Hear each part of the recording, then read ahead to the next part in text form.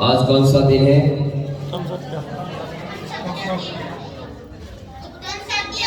उत्तम सत्य। पहले प्रार्थना करेंगे, फिर आज उत्तम सत्य को समझेंगे। सभी बोलो, विश्व में सत्य का प्रकाश हो,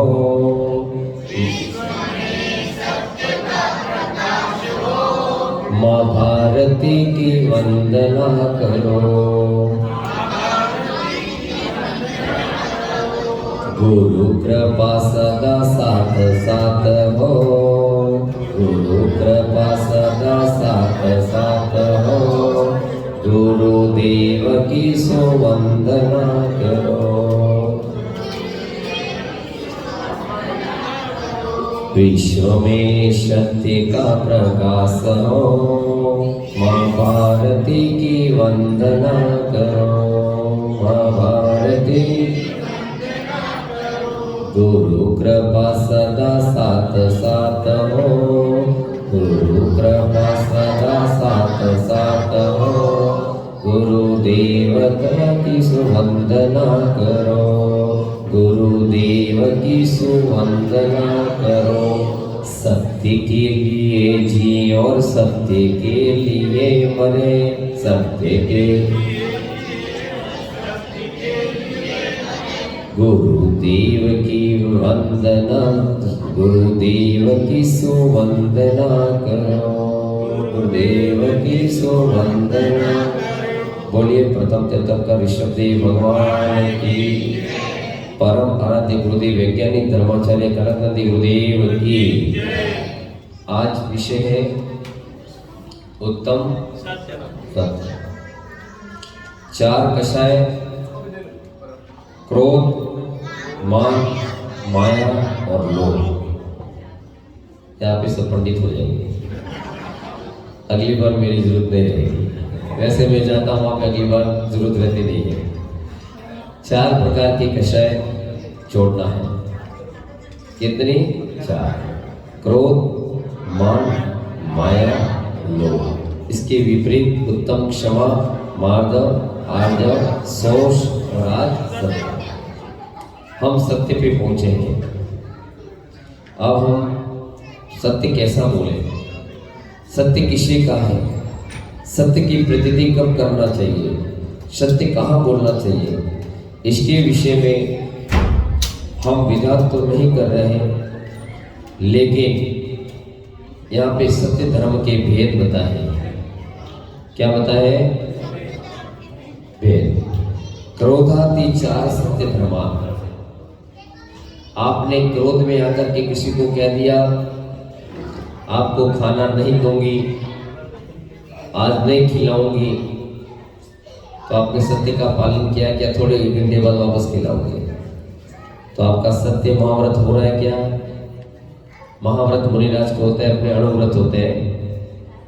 तो हम ऐसे समय में भी क्रोध के वशीभूत होकर के कहते हैं मैं तुझे मार डालूंगा। बच्चे को कोई मारता है क्या? लेकिन हम उसको डराने के लिए क्या कहते हैं? तुझे मारूंगा या मारूंगी।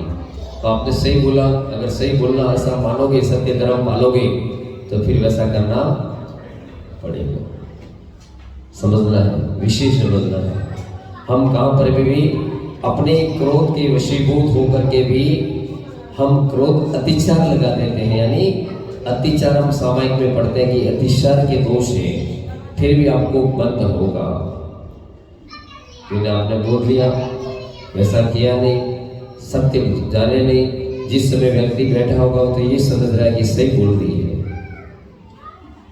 ये सही कह रहे हैं, फिर सत्य कहाँ पे बोलना चाहिए, समझना है। हम क्रोध में अपने बच्चों को या अपने घर में किसी को इस प्रकार की डांटने के लिए, डराने के लिए, सत्य धर्म के अंदर पहला है क्रोधातिचार। क्रोध का अतिचार के वशीभूत होकर सत्य नहीं बोलते हैं, वहां पे भी दोष हो जाता है। बोलते वैसा करते नहीं है। सत्य तो उसी का है कि जैसा बोलो वैसा करो। दूसरा लोभातिचार। दूसरा कौन सा अतिचार है? लोभ। अगर ईमानदारी से बाहर से सामान आएगा, बाहर की पैकिंग, पवन जी अगर 1225 में आई है, 1225 में दोगे तो खाओगे क्या, सत्य पालोगे तो फिर वहां पे भी अपने को बोलना पड़ेगा ये 1500 की है, ब्रेड ब्रेड भी चेंज करने पड़े तो भी करेंगे, तो वहां पे सत्य वचन आपका पालन होगा नहीं होगा, वहां पे भी सत्य वचन पालन नहीं होगा, क्योंकि वहां लोभ के वशीभूत होकर के आपको झूठ बोलना पड़ेगा। सत्य बोलोगे तो भूखे मर जाओगे, कर ही नहीं सकते। तो क्या कहा आचार्य ने वहां पे आपको, सुनो मेरी बात सुनो, वही तो समझा रहा हूं मैं, लोभातिचार, लोभ के अंदर अतिचार, आपको वो दोष लगना ही है,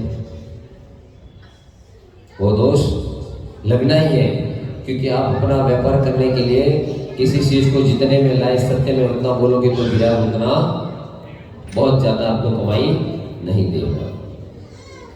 तीसरा भयतिचार, या आचार्य ने विधान के अंदर एक एक चीजों को समझाया है।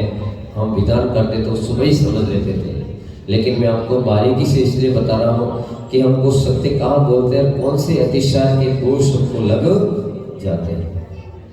भयतिचार, आप बैठे हो और कोई व्यक्ति आपकी गर्दन पे छुरी लगाएगा और बोलेगा, उसमें आप सत्य बोलोगे या गलत बोलोगे। अगर मरने पे आ गया व्यक्ति, उस समय क्या बोलेगा, बचने के लिए झूठ बोलेगा, क्या बोलेगा,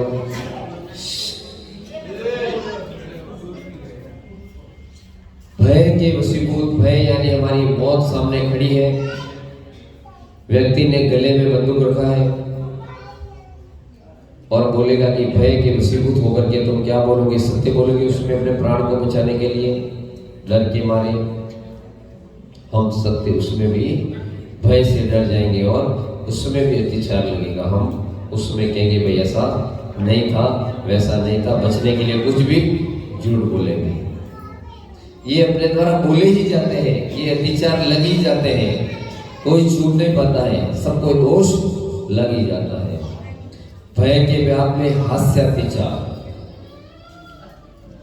हास्य अत्याचार यानी जब अप्रैल फूल होता है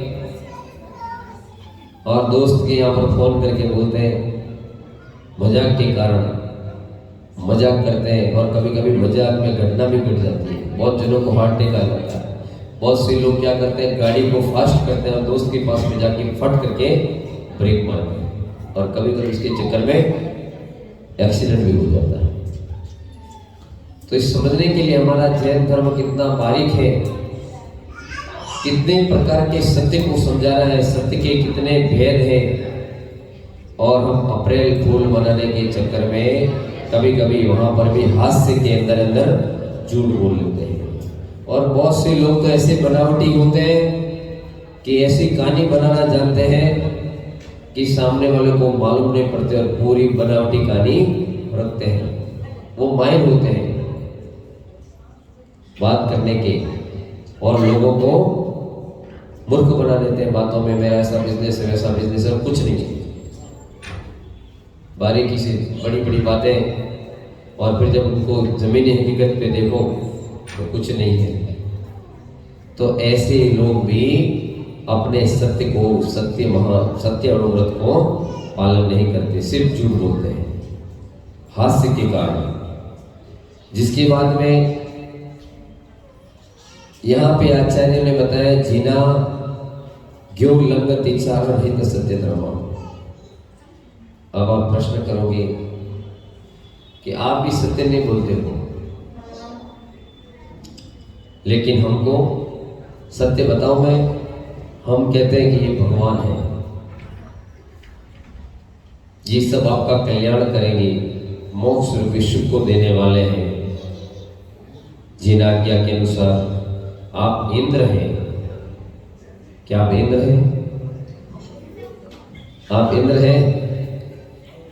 फिर हमको ठेका किसने दिया? हम आपको इंद्र बोल देते हैं। तो हम जिन आज्ञा का भी उल्लंघन कर देते हैं, लेकिन उसमें बोलते हैं जिन वाणी के कहे अनुसार, देव शास्त्र गुरु के अनुसार, जैसा हमने शास्त्र में पढ़ा है वैसा जिन आज्ञा पूर्वक बता रहे हैं। और उसके बाद में अगला सत्यवत है जनपद। जनपद में जैसे राजा के बेटे को भी राजा कहा जाता है, जब किसको मूर्ख होगा तो भी राजा मानेंगे। राजा के बेटे को भी राजा कहा जाता है जनपद लौकिक भाषा में, लेकिन वो बच्चा राजा नहीं है।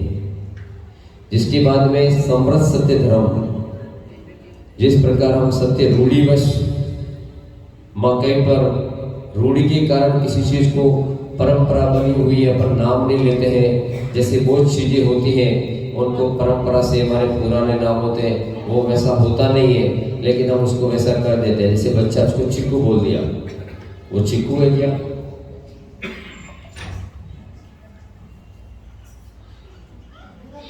तो वहां पे भी झूठ बोल रहे हैं। समृद्ध, जिसके बाद में स्थापना सत्य धर्म आ गया है। स्थापना लोन के अंदर हम भगवान मान लेते हैं, उनको हाथ जोड़ते हैं।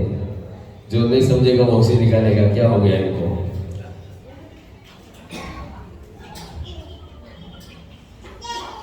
जोड़ते हैं नहीं जोड़ते अपन? क्यों जोड़ते हैं? कि अपन स्थापना करके उन लोगों के अंदर भगवान मानते हैं, उनको सिर पे उठाते हैं, क्योंकि वो अपने उनसे श्रद्धा जुड़ा हुआ है। अभी 10 लक्षण में लोग मुकुट पहन के आएंगे, माला पहन के आएंगे, विधान चल रहा तो बाहर कोई कुछ नहीं कहेगा। और 10 दिन पोजीशन पूरा हो गया और रोड पे मुकुट पकड़ के निकलेगा तो बोलेगा इसको क्या हो गया है। सब देखेंगे भाई इसको क्या हो गया, सामने से मुकुट हाथ में थैली लेके निकलेगा। तो समय का महत्व है। फिर लोगों के दिमाग में वही आदमी, वही मुकुट, वो वस्त्र, फिर बोलेंगे पागल तो नहीं हो गया है, इसको क्या हो गया। अमृतलाल जी बोलेंगे, पहले तो सबसे पहले अमृतलाल जी बोलेंगे। तो कहने का मतलब हम सत्य धर्म को बारीकी से समझ रहे हैं। जिसके बाद में नाम सत्य, किसी का नाम नैन सुख है और आंखों से अंधा है, किसका नाम कांतिलाल है, शांति वाला आदमी है, और कुछ शांतिलाल है तो वो कांतिमान है, को क्रांतिकारी है। तो ये कह नहीं सकते कि नाम जैसे गुण भी नहीं होते, और सत्य ये मान नहीं सकते कि इसका नाम ऐसा ये सत्य होगा। जिसके बाद में रूप सत्य,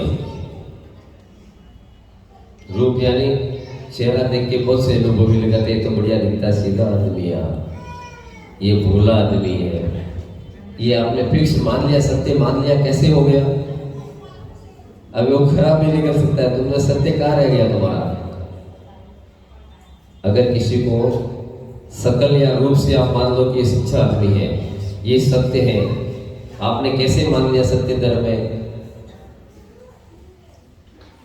आचार्य ने कितने भेद बताए हैं।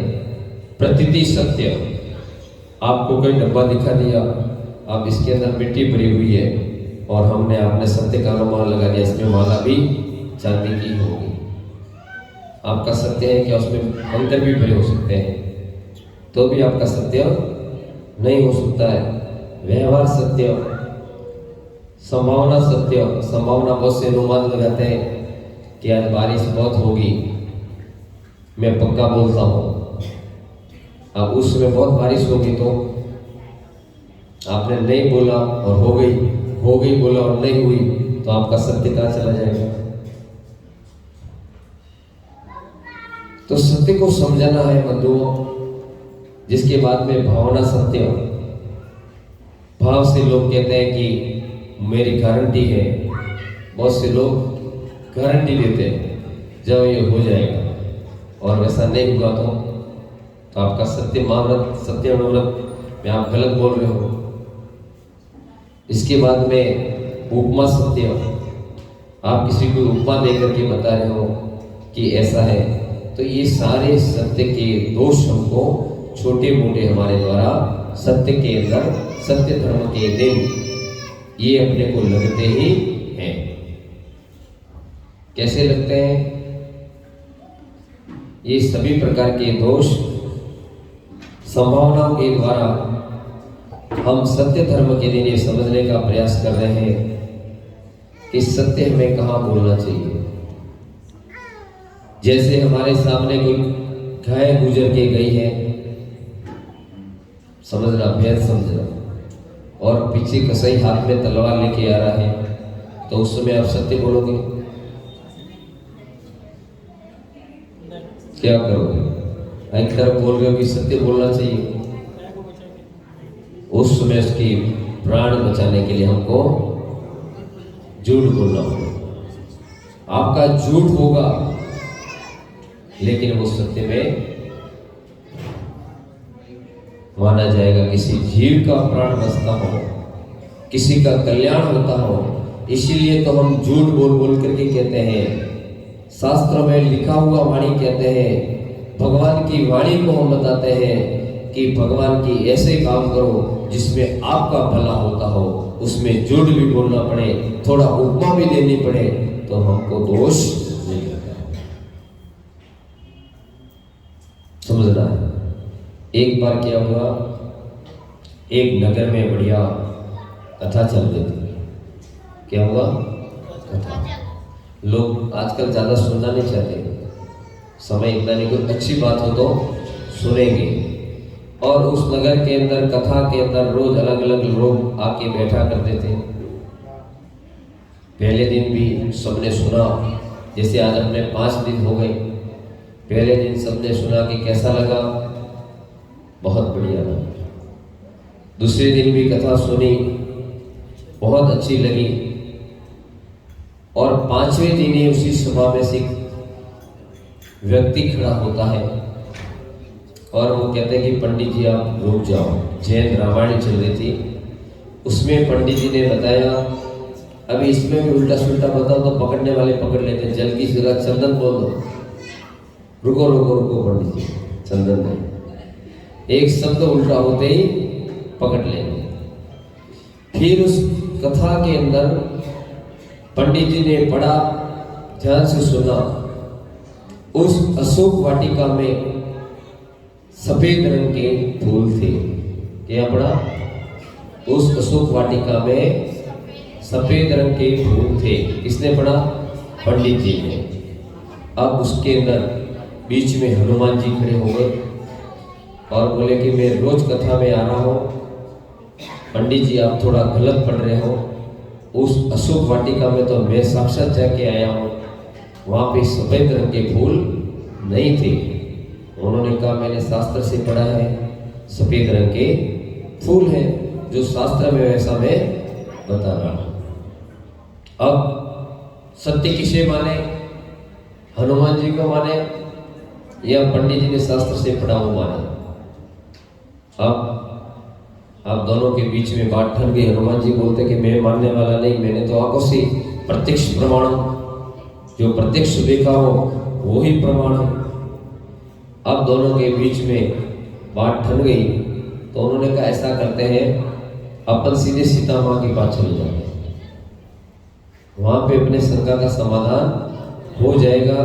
क्योंकि मैं तो थोड़े समय के लिए गया, उसमें भी मैंने उथल पुथल मचाया, हो सकता है मेरे से मिस्टेक हो गई, तो वहां पे सीता माता साक्षात ज्यादा टाइम तक रखी है, वो सही उत्तर बता देगी। दोनों मिलकर के गए।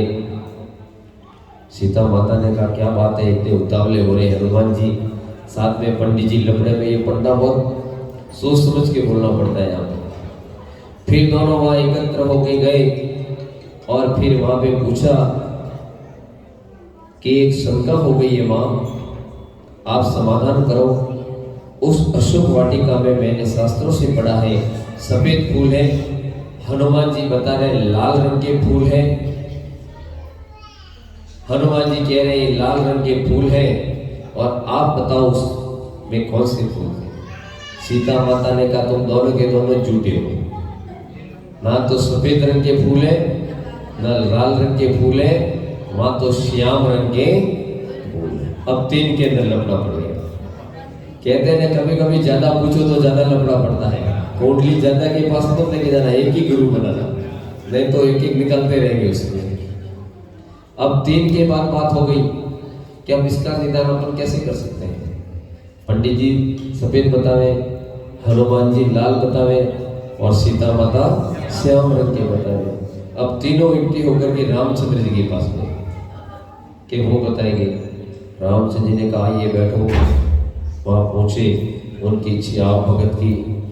फिर तीनों को पूछा क्या बात है, तीनों एक साथ आज कुछ शुभ काम है क्या? क्या शुभ काम कुछ नहीं, पंडित जी नगर में आए थे, प्रवचन कर रहे थे, 5 दिन तक तो बढ़िया किया और आज 5वें दिन लफड़ा हो गया।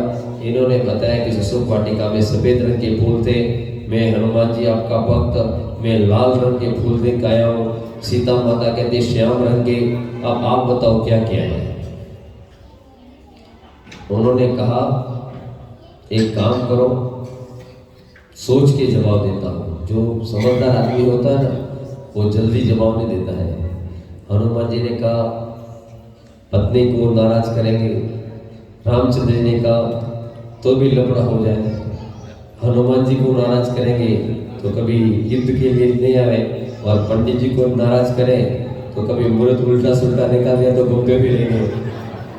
अब तीनों के तीनों उन्होंने अपने ऊपर से बोझ हटा दिया कि ऐसा करो, इसका उत्तर मैं नहीं दे पाऊंगा, आप सीधे अहमदाबाद चले जाओ, चतुर्थ पट्टाधीश सुनील सागर महाराज है, वो इसका उत्तर दे देंगे। उन तीनों को सुनील सागर जी महाराज जी के वहाँ भेज दिया। महाराज जी वैसे गंभीर हैं, बहुत सोच समझ के उत्तर देते हैं। सारे वहाँ श्रावक शिविर में बैठे थे, बहुत बढ़िया शिविर अभी भी चल रहा है। और गुरुदेव के पास पहुंचे, गुरुदेव ने बहुत कम बोलते हैं, बहुत कम बात करते हैं। और फिर उन्होंने कहा कि आइए बैठो, अच्छे से स्वाध्याय करो। फिर पूरा दिन हो गया, कुछ जवाब नहीं मिला, तो फिर उनको आखिर कहना पड़ा हनुमान जी को, मैं राम भक्त हनुमान हूँ, ये पंडित जी हैं और ये सीता माता है, तीनों का समाधान आप दे दो गुरुदेव। उन्होंने कहा ठीक है, आज तो रुको, शाम तक आपको देते हैं। फिर महाराज जी ने जो उत्तर दिया वो ध्यान से सुना। उन्होंने कहा कि कौन अच्छा है, किसने सही बताया है? उन्होंने कहा जिनवाणी में लिखा हुआ पंडित जी सही है, क्योंकि सफेद रंग के फूल ही थे, लेकिन हनुमान जी तुम्हारी आंखों में क्रोध भरा हुआ था, इसलिए वो सफेद रंग के लाल रंग के नजर आ रहे थे। और सीता माता को कहा कि तुम्हारे रंग रंग में श्याम रंग के राम बसे हुए थे, इसलिए वो तुमको श्याम रंग के नजर आ रहे थे। और उन्होंने तुरंत ऐसा समाधान दे दिया कि शास्त्र में लिखी हुई बात कभी गलत नहीं होती है, सत्य होती है। तो आप भी आज से ये भावना बनाना कि शास्त्र में जो जो बताया जा रहा है वो मैंने नहीं लिखी है, पूर्वाचार्यों ने, भगवान गणधर की वाणी है, हमारे आचार्यों ने देशना दी है और गणधरों ने उसको गूंथा है। भगवान की दिव्य देशना हुई, आचार्य ने इसको लिपिबद्ध किया, गणधरों ने लिपिबद्ध किया और वो जिनवाणी बन के हमारे सामने आई है। तो आप ऐसे भाव बनाओ जीवन में कि शास्त्र में लिखा हुआ कभी कोई गलत नहीं होता, वो सत्य होता है। तो शास्त्र के अंदर जो बात लिखी वो कभी गलत नहीं होती है। जीवन में जिनवाणी के अंदर एक एक शब्द हमारे पूर्वाचार्य ने सोच समझ के लिखा है, एक एक टीकाओं को उन्होंने सोच समझ के लिखा है। और आप जीवन में इसी तरह अपने जीवन का कल्याण करें। बोलिए उत्तम सत्य धर्म की।